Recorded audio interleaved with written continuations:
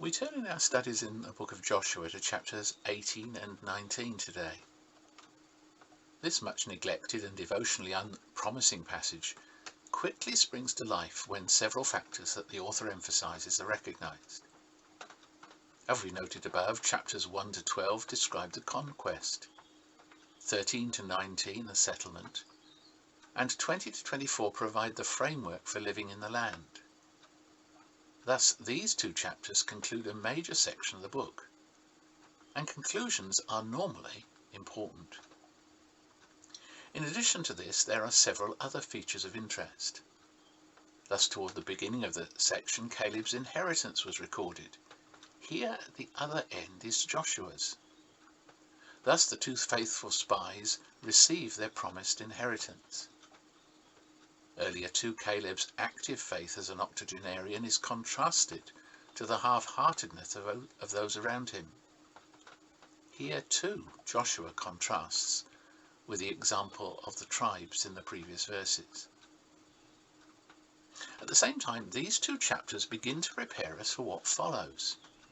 Shiloh, the central sanctuary during the entire period prior to the monarchy, makes its first appearance in chapter 18, verse 1.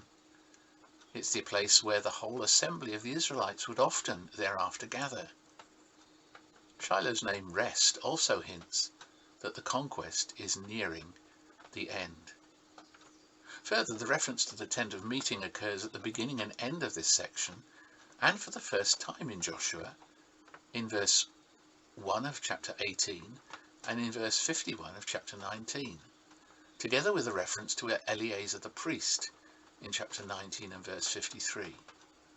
From now on, Shiloh, the tent, and Eleazar have an increasingly central role. Indeed, all these factors together indicate that people are moving through a transitional stage from conquerors to residents, from one stage of their experience to another. Life does move on. Joshua, for example, is ready to move into a well-earned retirement at the end of chapter 19. But if life does move on, the people need to rise to the challenge rather than sink into inertia, as we see in chapter 18, verses 1 to 10. Indeed, there were still 7 Israelite tribes who had not yet received their inheritance. It's easy to imagine the reasons for this. They appeared to be at peace and happy. Maybe they were waiting for a fresh outbreak of miracles to rouse them to action. However, they had to recognize that God's past actions, his present blessings and his future promises were not a ground for inactivity, but were to provide the framework for their onward pilgrimage amid the disappointing side of God's gifts, the hard slog of discipleship. Meanwhile, they were missing the moment. Thus faithful old Joshua arouses them to action. The land has been given, so how long are they going to hang around before getting off their backsides to do something? He points out in verse 3. What follows is a masterly example of leadership. Joshua helps establish the vision, delegates responsibility, and encourages the responsible and united leadership of others. His strategy also encourages unity, the division of the land by a committee representing all parties, before the use of the lot at Shiloh in the presence of the Lord is a masterstroke. In this way, none are elite, but only God's elect, and all are his people. Some of the allotments that follow were rather double-edged. Issachar inherited the plain of Esdraelon, the most fertile area, but also the one most easily subject to enemy attack, as any atlas of the Bible will demonstrate. Throughout the list, however, the details emphasize the sheer graciousness and greatness of the gift, and the working of the lot stresses divine ordering. Thus, while some like Dan in chapter 19 verses 40 to 48 were unsatisfied and unwilling to face the challenge to faithful obedience, the others were encouraged to recognize and rejoice in the fact that their lot was what the Lord in his grace had appointed for them. And in all this, the Lord proved that he was no one's debtor.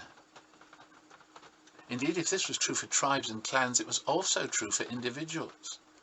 Thus little Timnath-Serah in the hill country of Ephraim, at which the tribes of Joseph had turned up their noses, became for Joshua the place where last of all he entered his promised inheritance and built up the town and settled there, as we're told in verse 15. Davis notes this is a fitting conclusion not only to this section but to the events described in Numbers 13 and 14. He says it's a standing witness to the fact that the majority may be neither faithful nor right, that Yahweh keeps his promises even if he must preserve his 2 faithful men from Anakim, chariots and high water to do so. He adds, there is more in Hebron and Timnath-Serah than one usually hears. As for Joshua's leadership, it's nearly done. Moving into semi-retirement, the baton is passed on, not jealously treasured. It is the Lord's work.